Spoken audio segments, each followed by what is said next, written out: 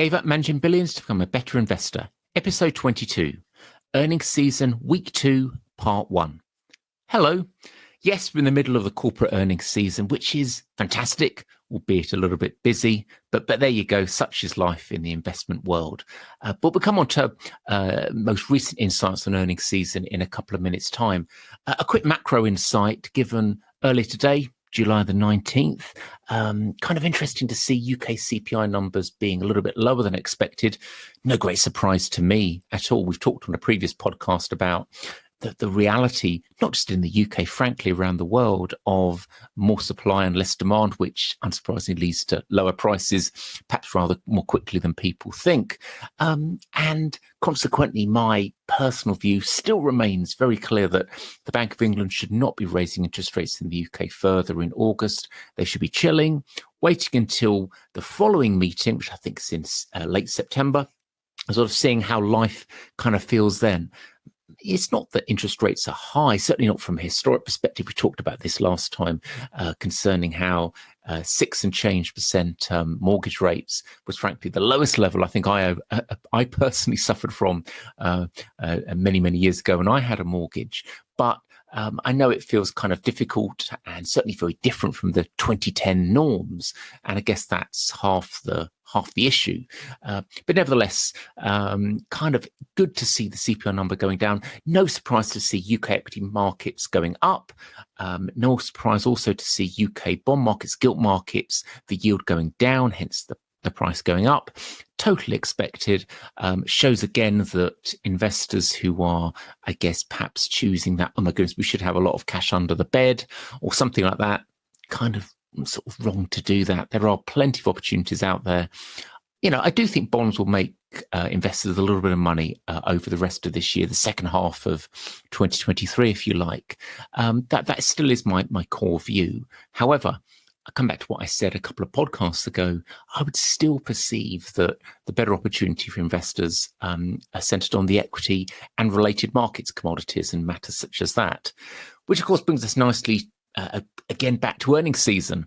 And it's kind of interesting. We've had 3 days this week. Monday was a chilled day, not too much out of any interest. Tuesday and Wednesday it started to get busier.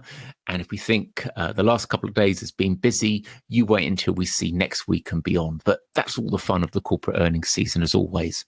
What have I seen so far? So Tuesday, yesterday, as I speak, some good insights from a consumer, from a pharmaceutical and from a financial sector perspective. So as I said before in a previous podcast, really important to look at multiple sectors, not just at the companies that you own, or perhaps even that you're potentially going to invest in and hence interested in, but genuinely what I would call insightful companies from many different sectors. Because as always, nothing exists in a vacuum, as I keep on saying. And so consequently, all different sectors are of some interest, just like different countries, geographies are of interest too.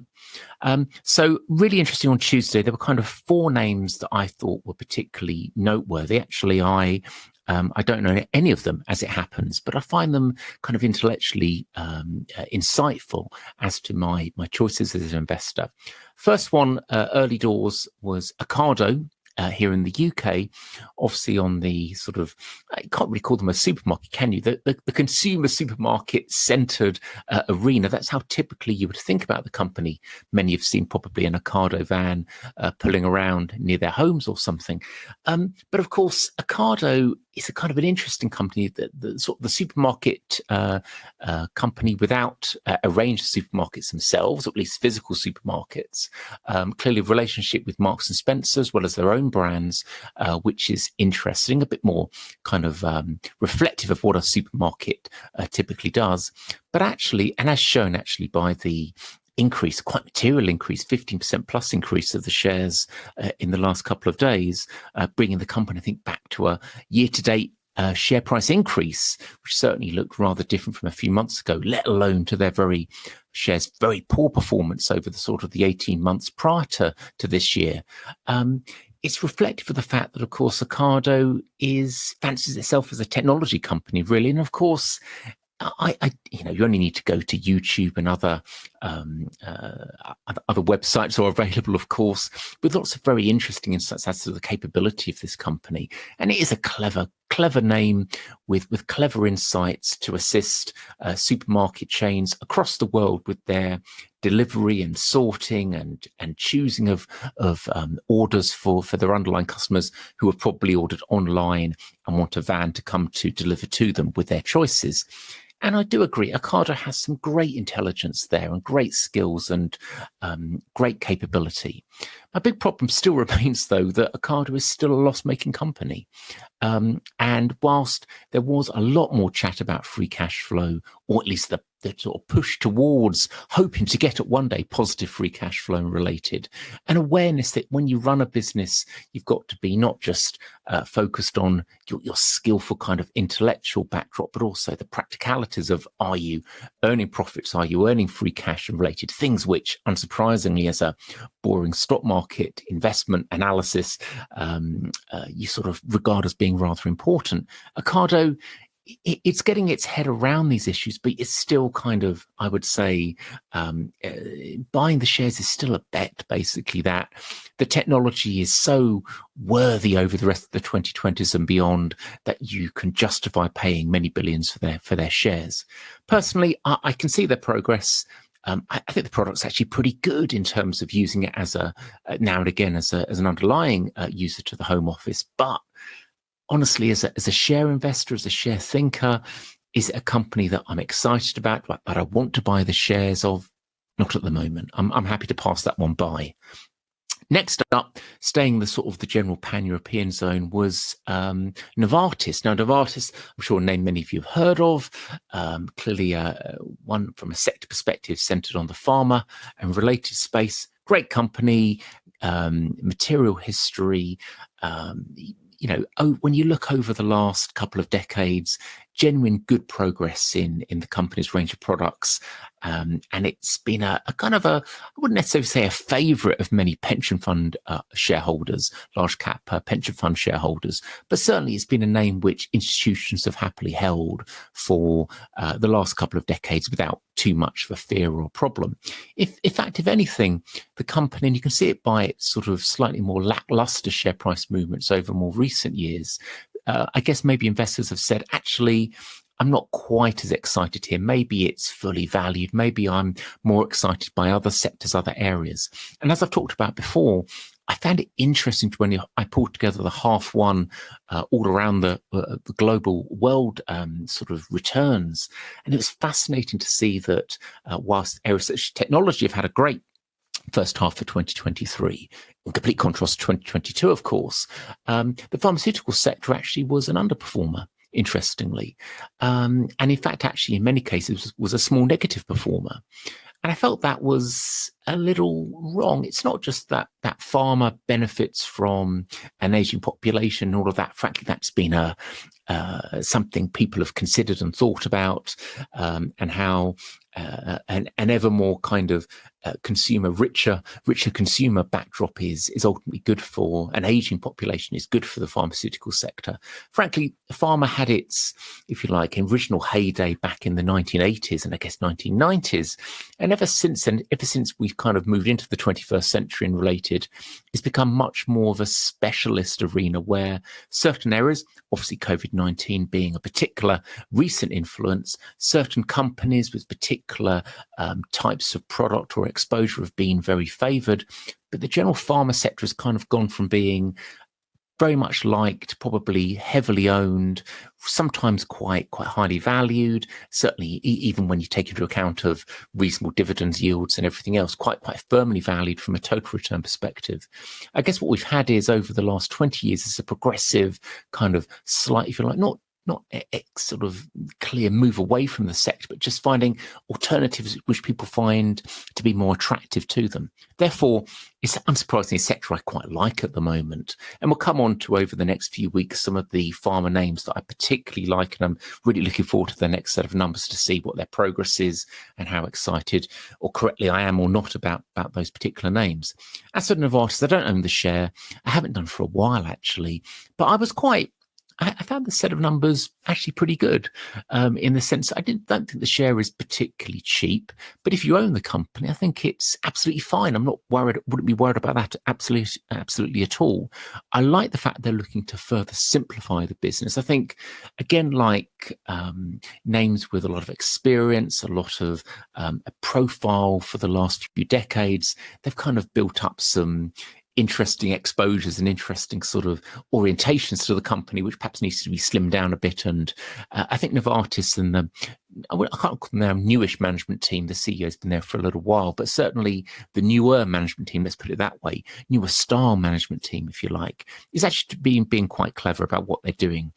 Talk about a spin-off later this year, which I think is going to be good. Nice rise in the dividend, which is a sensible, good yield. Frankly, would I much rather own a Novartis share than a bunch of ordinary developed market government bonds? Absolutely. Obviously, if you're a Swiss investor, that's particularly true, given that Swiss government bond yields are somewhat low. Other government bond yields are available in the developed world. But even when I look at those, I'm not excited by them as much as I would be as a total return investor, particularly with a multi-year view on a name like Novartis. So absolutely fine. I've got a feeling there's other names in the sector I will kind of like a lot more. Looking forward to their numbers next week and the week after and beyond. But Novartis was all right. The last couple of names on Tuesday that I focused on were both in the financial sector. Now, you'll remember in the last podcast, I talked about JP Morgan, talked about Citigroup, kind of preferred the latter more to the former. But overall, I don't own either of them. Two of their peers of note reported on Tuesday. One was Bank of America and the other one was Morgan Stanley. And it's kind of interesting. I'm trying to remember whilst I mentioned to you on the last podcast that a decade plus ago, actually I was thinking about something like 12 or 13 years ago now, I had a period of time as an institutional investor owning Citigroup shares, which was a little bit controversial, certainly caused a lot of negative comments at the workplace, but it worked out absolutely fine and made some good money on the company. By contrast, I've never really been an institutional shareholder of companies such as BOE and Morgan Stanley. Nevertheless, I find both worthy of looking at during this earlyish part of the earnings season. Financial companies remain kind of important, influential, going to provide you with some insights. And even though I don't own either of them, and frankly, if I had to kind of consider one of these two, I've already said earlier that Citigroup would still be my preferred choice if I had to buy a US financial stock. Although, as I say, I don't own any at the moment. Looking at the two that reported on Tuesday, I thought BOE shares, if you see them sub $30, then I guess if you were a real fan, you could say, this is kind of a level to start picking up some stock at. And I say that just based on some boring analysis that I did based on the usual sort of return on tangible equity and related factors around doing the valuation work on a financial stock. Is it, though, a must-have? Absolutely not. If you had to have one, I'd have Citigroup, somewhere in the 40-something dollar level. But Bank of America, I thought what they said was kind of insightful at a couple of levels. First, they talked about more credit card, more wealth management, and related kind of mainstream banking demand and relationship work, which I guess is indicative a little bit of some of the changes that we've seen in the US banking system, perhaps an awareness that underlying individuals in the States should be looking a touch more at some of the larger cap banking stocks for their day-to-day or perhaps business links, which is absolutely fine and totally understandable, given some of the volatility and crises in some of the smaller mid-ranged local banking sector in the States earlier this year. Morgan Stanley, by contrast, I mean, their numbers actually surprised the market, it positively surprised the market, and they were taken well. As I say, I don't have a particular view on Morgan Stanley shares per se, but I was intrigued to see them talking up investment banking. And it's funny, we'll talk about Goldman Sachs in a few minutes' time. But I find it kind of intriguing when just because we've had a year or so of kind of cautious investment banking backdrop, investment banks consequently are seeing a bit more competition or a bit less, certainly less demand, people having to be let go and stuff like that. The immediate response is, because we've had a period of cautiousness and related, the next period is going to be positive and opportunistic for an investment bank.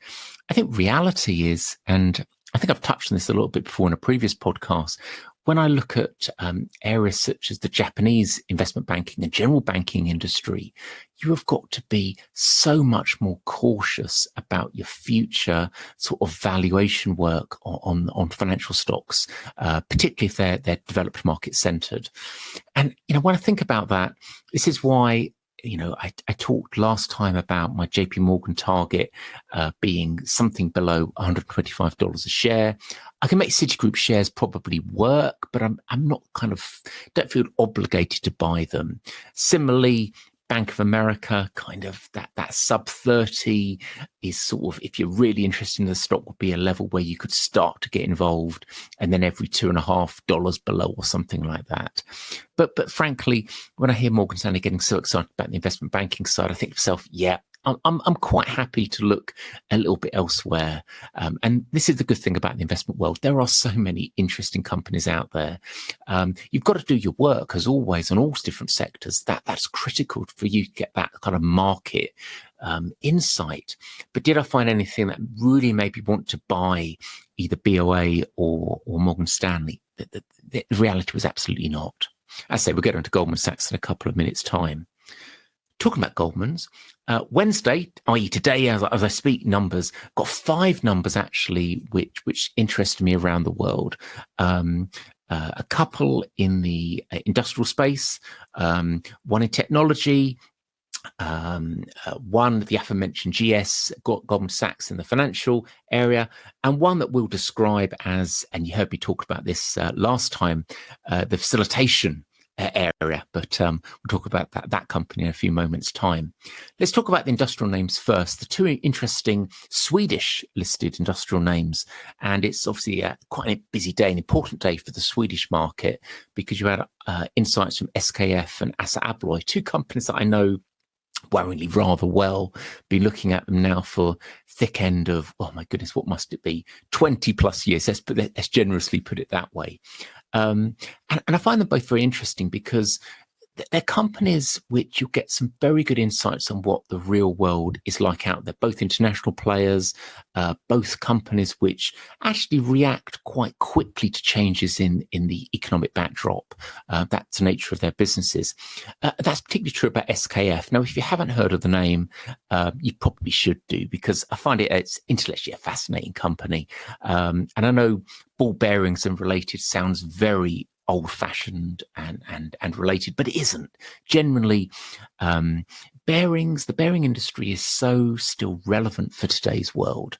And it's kind of interesting when the company on today's conference call was talking not just about the bearings business, but also about ceramic bearings and matters like that. And I know that sounds completely geek heavy, and it is. And it reminds me of the time that I first got into SKF shares. I was actually speaking at that time, I was speaking to an analyst. You can tell me that was in the early part of my career.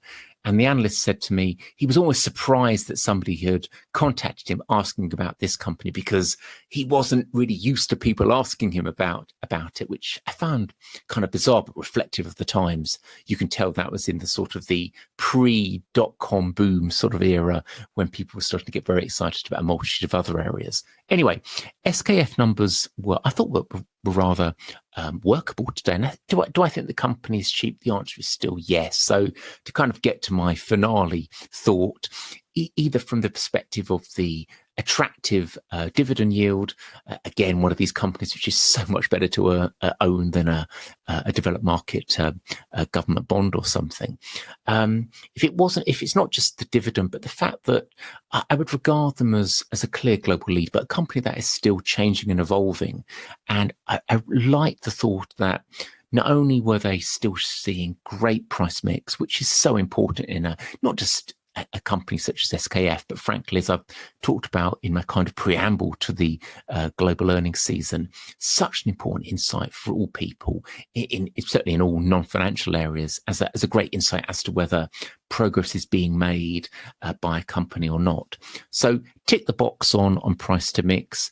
I like the fact that they're focusing on, I'm not going to call it next generation matters. The world of ceramic bearings and related is hardly radical, but it's reflective of the fact that bearings is not just a deep industrial area. It's an area where there's a relevance for, if you like, some of the more next generation industrial spaces. And it's something which SKF correctly is, again, a leader in, and as with many Swedish companies, very well aware of the importance of being correctly positioned for the future. That did mean certain, even actually one of the industrial areas, industrial plants that SKF has in the UK is being progressively shut down as they shift to broader parts of the world, such as the nature of the way the world is shifting, as we've talked about before on previous podcasts. Let's face it, the developing market world, economy world is, from a rest of the 2020s, 2030s, 2040s perspective, is much more of a correct focus. That is just the changing and evolving nature of the world. So you'd expect the better companies, the better international names to be fully reflecting that. And SKF certainly ticks the box on that regard. I thought it was interesting, particularly talking not just about free cash flow, which was good, but also their thoughts about the rest of this year, which was naturally a little bit cautious. That this is always a slightly cautious company in terms of their forward-looking views, and they're always well aware that Q3 tends to be kind of the low point of the kind of, if there's an annual cycle, the quietest month for a company like SKF, where of course many of their clients, their users are kind of themselves on holiday and matters like that.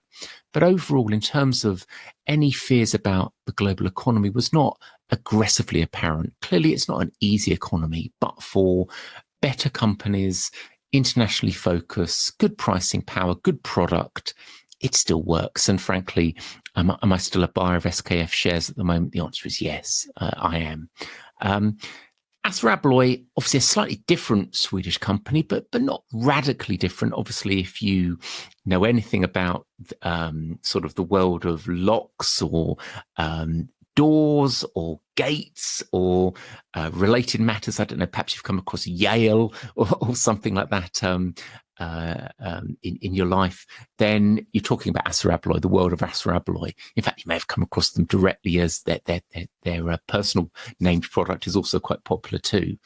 Again, a bit like SKF, a really good quality company, one I would regard as a world leader too.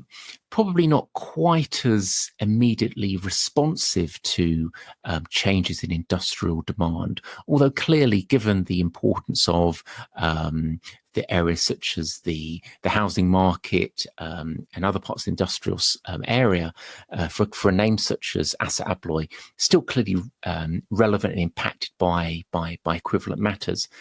Good to see areas such as continued solid growth, good price mix, excellent free cash. In fact, actually, if anything, the free cash flow was a little bit too high in terms of, I know you're thinking, can free cash flow be too high? But of course, when it's reflective of the fact that maybe the free cash flow reflects some cost-cutting efforts, which are kind of working through and things like that, perhaps when you look at it prospectively, such high numbers can't be sustained. And my guess is actually probably forward free cash flow generation by Assa Abloy is probably going to come down a little bit, but still be perfectly adequate and perfectly reasonable from the perspective of a company which is much better than earning the aforementioned sort of developed market government bonds equivalents. So good set of numbers. I was pleased to hear about the HHI purchase in the States, one of their, if you like, rough industry peers that they've taken over. It was a tricky bit of M&A work. It took a while to do. They had to sell part of the acquisition in order to pass all the regulators and the like. But nevertheless, it's passed through. And what I find interesting about Assa Abloy is that you've actually got quite a significant North America stroke Asia focus. In fact, if anything, the part they found the most difficult has been Europe over recent months, partly because for products such as the aforementioned sort of locks and door matters and things like that, the more difficult property markets in Sweden, in other parts of Europe, etc., has been a little bit shorter term tricky for them. But actually, I think their orientation, it's kind of interesting. Whilst SKF is kind of sort of a bit lower quality, not lower quality, lower profile in terms of company, it's a high quality company, a bit lower profile in terms of its kind of perception as sort of a Swedish industrial name. Assa Abloy, I kind of feel, has got a kind of a higher sort of knowledge of, there's a higher awareness of a name such as Assa Abloy, and it's kind of interesting from a sort of a global investor's perspective. I kind of think that many global investors are starting to think, hang on, this could be quite an interesting company to own from a medium-term perspective. And, the average, I don't know, American institutional investor or Asian institutional investor may be thinking, wow, this is actually quite a company which is relevant for a still evolving, changing world over the next 20 years. Well-run, good products, already global, market leader in many different countries around the world. We can make this work for us. And it's not particularly expensive. It pays a dividend. Yes, they've added more debt because of the acquisition, but we could make it work. And I could understand that. I find it intriguing. I wonder whether that's because some of these thoughts are why I'm finding the share is getting close towards my target price at the moment, interestingly. I still think it's a little bit cheap, but just a little bit cheap. Whilst SKF, I would say, it still remains cheap, and I'd be more comfortable in terms of likely total return scope over the next, let's call it 6 to 18 months. I kind of think both are going to be positive. If I had to choose one, it would be SKF. If I had to sort of make a choice between the two of them, but both good companies telling me once again that the world is workable from a sort of a kind of a proper, real kind of sort of insightful industrial perspective, which I think is good. And again, shows you that the world is not just about technology and AI and related matters. Sometimes it's about industrial names which have been around for a good time with strong market shares and good positions, who are changing and evolving and remaining relevant, even in the developing world too.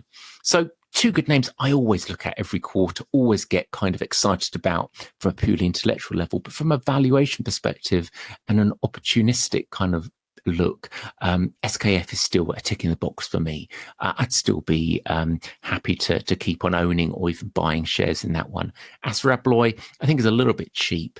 Is it a must buy today? I don't think it is. I wonder whether a bunch of US institutional investors have been buying it over the last 6 months or so, hence, the good year-to-date share price move or something. So two industrial names there.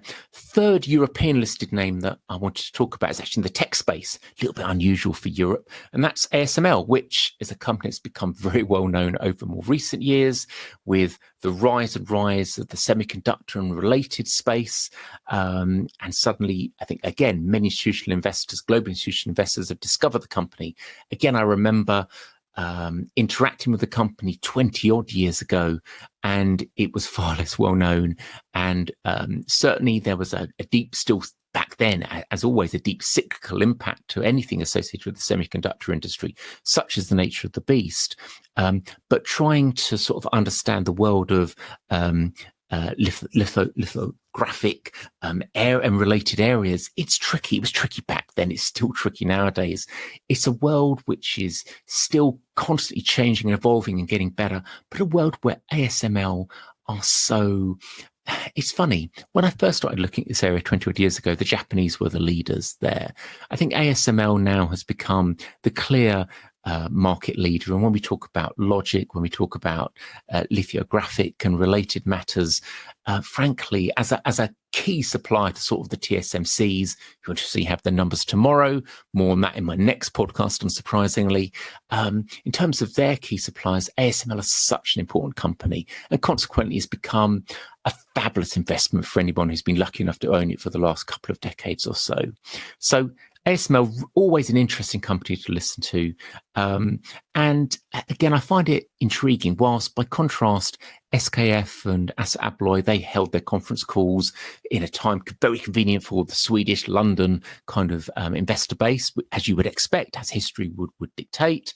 ASML, they run their conference call, which is at a time consistent with the opening up of the US business day, still, just after lunch, European time, kind of workable for everybody, really, which reflects the fact that, let's face it, thoughts of US investment income is going to be kind of important now for a company like ASML, because as we all know, the world of semis, it's not just centered on Asia.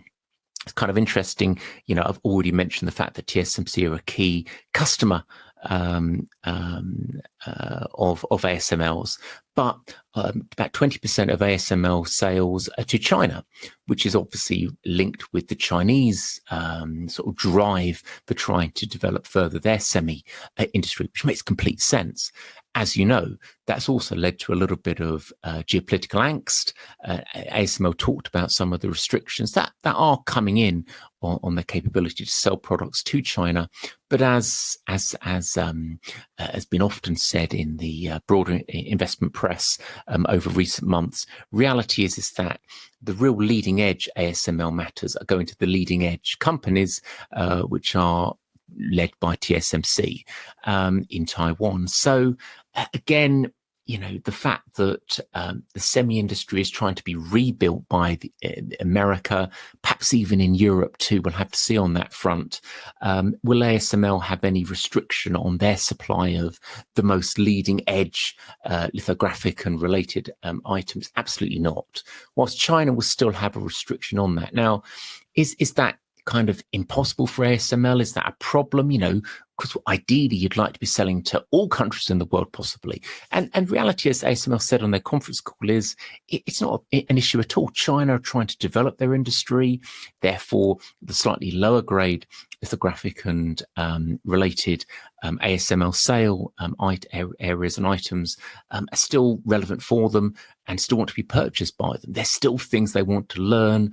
They want to, I guess, get more efficient in their broader semi-industry, more relevant, and consequently still remains important for them. I tell you what I found interesting about the ASML discussion. One was that I did note that the free cash has, for the second consecutive quarter, been slightly negative. And that's obviously a reflection of the fact that they're having to invest into their next generation equipment, which is good to hear. I know many investors think, oh my God, they're not making any free cash anymore. It's not a cheap company, not making free cash. Yes, I know that America, Taiwan, a bunch of other countries, including China, would like to have access to their products. But, is it now something which you've got to become a bit more cautious about? With this whole broader tech space, free cash flow cycles are a funny thing. And sometimes you have to invest for the future. What you've always got to do as an investor is think forward. And what I find really interesting about ASML shares is that, and it's kind of interesting, I was looking at my notes that I made 6-9 months ago. And that was when the sector was, you recall, there was volatile times in markets. People were concerned about geopolitical issues, perhaps more aggressively than they are at this moment in time. And consequently, the whole semiconductor industry, there was thoughts that, my goodness, this is actually going to go into a negative moment. We've had the big kind of COVID-19 boost. Everybody needed a laptop or something, and now we've got tougher demand profiles there. Consequently, too much supply, not much demand. And is the semi industry going to actually go for one of its cyclical downturn periods, which I guess we've kind of seen to some extent, but over the last year or so. But the reality is you've always got to be thinking, as with many investments, a year plus ahead. And that's certainly true always with an ASML type of name. So actually, it's funny. I think that the tone of the conference call was good. They're doing all the right things, still involved, strategically, absolutely positively and correctly positioned, optimistic about the medium term, as I guess they should be. But we're getting actually quite close to my share price target, which is about 700 euro. And reality is that would I be chasing ASML here? The answer is no. Quality company, always one to keep in touch with. But and it's going to be perhaps something I say a few times as we come across the broader technology earnings season. As I said quite a few minutes ago now, kind of interesting to see technology stocks. They were more interesting to me 6 months plus ago when they'd had that terrible 2022. That gave me the opportunity to buy some either additional or further shares in the tech space. But now, 6-7 months into a period of good performance by the space, I'm actually finding fewer opportunities. If valuations are becoming firmer, getting closer to my full value level, I'd kind of chill on ASML shares at the moment. I don't think there's any desperate need to look to buy them. If you do own them, well done. You probably own them for a while and you put it done remarkably well on them. By all means, take a few profits. But in terms of thinking about something that's going to remain relevant for the next 5 years, the rest of the 2020s or something like that, I could see that fitting into a pension fund portfolio. Absolutely. Hence why I think it is quite popular now as an institutional investor choice. But in terms of putting new money to work in it, I'd kind of chill. In fact, I'd be more of the line of maybe you should take some profits. That'd be my personal view. But, TSMC numbers are out tomorrow. Let's see their perspective on a slightly different side of the semi industry and kind of go from there in terms of the technology space, even before we get into all of the favorite from Silicon Valley and related over the next couple of weeks or so. Two further names to talk about. I said I'd talk about Goldman Sachs and a brief couple of comments on them. I don't own Goldman Sachs shares. I could tell you a few interesting stories about Goldman Sachs over the last decade or two. But hey, that's for another time, I guess. But a company which is well known by everybody, and it's kind of interesting. I mentioned earlier on in the podcast that Morgan Stanley had said that they thought that the investment banking industry was just about to turn around and get better. And I guess Goldman Sachs was sort of saying something a little bit similar. But the thing is, it also became pretty obvious to me, and I think maybe this wasn't apparent in some of the other US financial sector calls that I've heard so far, that Goldman's are obviously knowing that the 2020s is different from the 2010s. It's patently obvious to most of us, but I kind of feel that some of the particularly US banks have been thinking, yeah, things are still great, things are still wonderful, maybe because of they've perhaps managed to buy some different smaller bank businesses or take some of their customers or something. They're still seeing opportunity and growth from those sources. But I think Goldman's being a bit, if you like, savvier, certainly much more naturally exposed to many areas which did very well in the 2010s, and they're seeing some of the changes in the last year or two. I think they're a bit more savvy about that, and they talked a lot more about some relatively boring matters such as dividends and buybacks and running their business efficiently and making sure that they're doing everything for their stakeholders and everything. Now, maybe that's just the nature of how things are during this point of the cycle. But honestly, when I did my boring bit of financial sector valuation work after listening to all these comments, I thought to myself, yeah, there's no need to own Goldman Sachs. Even if, you get you need to be at least a sub book value. And that's pushing the shares below that kind of $300 level. And to be honest, do I need to own it? The answer is not particularly at all. You've heard already that if I had to have a US financial stock of large ilk, then it probably would be Citigroup here if I had to have a choice. But that's after I've looked for it being sub-book and taken a bit of a discount and acknowledged the fact they're making some simplification choices there and related. Goldman's says some good stuff about trying to focus their business a bit more, trying to find certain different areas of growth. Of course, we're hoping for a better investment banking market and related, still believing that they're number one in so many areas, which is probably actually true in many senses. But do I desperately feel the need to own Goldman Sachs shares today? The answer is no. I can find, be it I'm not just saying it's ball bearings, not Goldman Sachs or financial sector stuff. It's not quite as simplistic as that. But I think when you look at different sectors, you can find some better options, better angles out there. So that's my quick view on Goldman. So happy to give them a pass. But as always, each quarter I do listen to what they say. It is insightful, and let's face it, it's important that again you look on a multi-decade perspective. You've owned Goldman Sachs shares for that duration of time. Well done. You've done a very good call. Final point, and this is back to, I mentioned facilitation and sort of what company was I going to talk about there. It's actually Baker Hughes, which I think many will think about as some kind of energy company. It is, but it isn't, and hence why I bumped it into my, as I talked about a few podcasts ago, my 10-sector split of markets. I've decided to introduce this facilitation one, which is sort of a company that assists other companies in doing things effectively.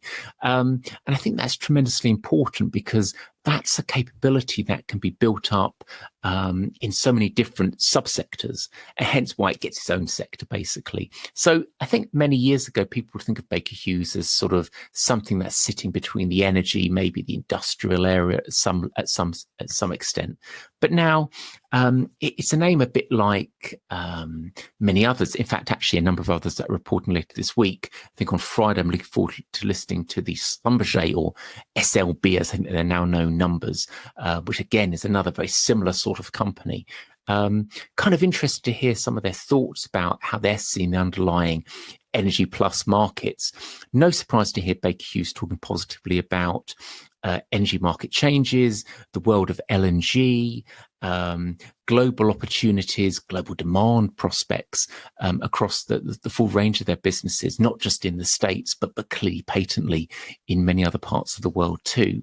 Not surprised to hear that at all, because that's how I see the relevance of the, if you like, the new style energy space or the facilitation angle from my kind of perspective. Now, are Baker Hughes shares cheap? The answer is actually, I don't think so. It's actually performed rather well year to date over the last 6-9 months. I've got $30 as my target, as a sub $30 share price I'm kind of interested in. And that's to me, I've noted that down as a point where I will again get involved, get interested in the name. Actually, historically, I've been a bit more of a purchaser of the aforementioned Schlumberger, SLB, as I say, I think as they're known as nowadays, whose numbers are coming out this week on Friday. Sort of a pair of Baker Hughes, similar-ish sort of company, bit different, but a bit similar. Let's put it that way. And I'll be intrigued to hear what they've got to say. But again, when I look at their share price, that's above. I've made some good money on the shares at various points over the last couple of years, but it doesn't feel to me that exciting at the moment in terms of a lot's priced in. There's clearly an opportunity, a directional change, a multi-year change where there's a good prospect for this space. But I think the market's priced quite a lot in already. By contrast, if I had to give you a kind of a view, a personal view on a much smaller and a slightly different name, which I think is similar enough and certainly will benefit from many of these broader changes, equivalent broader changes, and that would be Wood Group, London listed, fallen very out of favour, I think, over recent times. Smaller name, no doubt about that, but an interesting one, if you had to sort of push me to ask for a suggestion in this broader space. So a busy last couple of days. That's only the start. Got a busy last couple of days this week to go. I'll come back probably on Saturday in 3 days' time with a new podcast as to my thoughts from Thursday and Friday. Insights there from a bunch of different sectors, including, if I've got all my notes correct, technology, industrial, consumer, facilitation, and probably another one I can't even remember. So going to be exciting, going to be interesting, and look forward to speaking to you then. Thanks so much for listening. As always, any further questions, come back to me as you wish. But hopefully that's been interesting. Thanks a lot. Best of luck with everything, and goodbye.